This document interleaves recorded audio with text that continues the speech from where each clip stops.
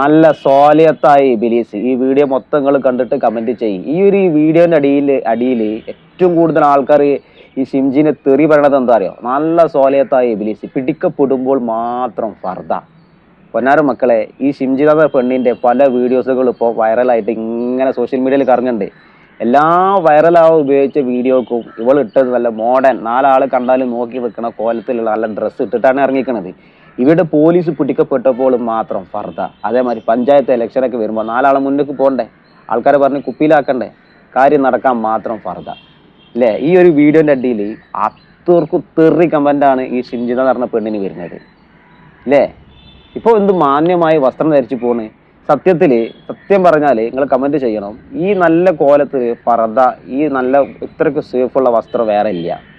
അധിക പേര് ഇന്ന് ഇത്തരത്തിലുള്ള പർദ്ദകൾ ധരിച്ച് യാത്ര ചെയ്യണ്ടേ. ഇവർക്കൊന്നും ഇത്തരത്തിലുള്ള ഒരു മോശമായ അനുഭവം പറയാൻ ഉണ്ടാവില്ല, വളരെ കുറവായിരിക്കും. പെട്ടെന്ന് ആൾക്കാരെ നോട്ടം വരെ കുറയാൻ സാധ്യതയുള്ള ഏറ്റവും വലിയ അത്രയ്ക്ക് സേഫുള്ള വസ്ത്രം എന്ന് പറഞ്ഞാൽ അത് ഫർദയാണ്. അതാണ് അതിൻ്റെ യഥാർത്ഥ സത്യം.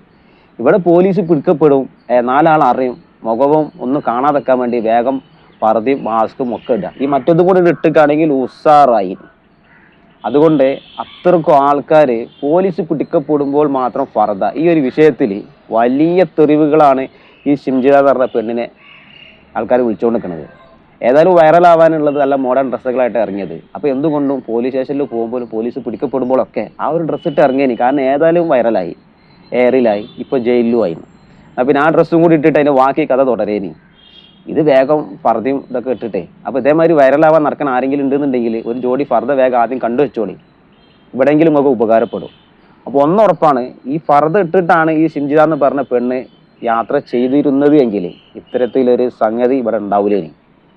ആരും ഒരു മോശമായ രീതിയിൽ നോക്കുകയോ അല്ലെങ്കിൽ ആരെങ്കിലും ഉപദ്രവിക്കുകയോ ഒന്നും ഉണ്ടാവില്ല. ഇത്രയ്ക്കും സേഫുള്ള ഒരു വസ്ത്രം വേറെ ഇല്ല, അത് സത്യമാണ്. ഇവിടെ പോലീസ് പിടിക്കപ്പെടുമ്പോൾ മാത്രം ആൾക്കാർക്ക് പെട്ടെന്ന് തിരിച്ചറിയാക്കാൻ വേണ്ടി മാത്രം വേഗം ഇതിടുക. എനിക്ക് തോന്നുന്നത് മറ്റേ ഈ മുഖത്തിടുന്ന സാധനം കിട്ടിയില്ലേ തോന്നുന്നത്, അതുകൊണ്ടാണ് മാസ്ക് ഇട്ടത്. ഏതായാലും വെളുണ്ട്. ഒരു പഞ്ചായത്ത് മെമ്പറായി നടക്കുന്ന ആളാണ്. ഇത്തരത്തിലൊരു കാര്യങ്ങൾ നടക്കുമ്പോൾ അത് എങ്ങനെ നേരിടണം, എങ്ങനെ നിയമപരമായി മുന്നോട്ട് പോകണം പോലും അറിയാത്ത, എങ്ങനെ മെമ്പർ ആയിരുന്നു എന്നതിൽ ഒരു സംശയമാണ് അല്ലേ? നിയമത്തിൻ്റെ വശങ്ങൾ അറിയണ ആളാണ് ഈ ഓരോ കോപ്രായങ്ങൾ കാട്ടിക്കൂട്ടുന്നത്.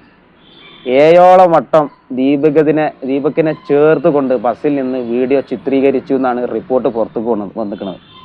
അപ്പോൾ ഒന്ന് ആലോചിച്ച് നോക്കി. അപ്പോൾ ഉദ്ദേശം എന്താ? റീൽസ് ചിത്രീകരിക്കുക.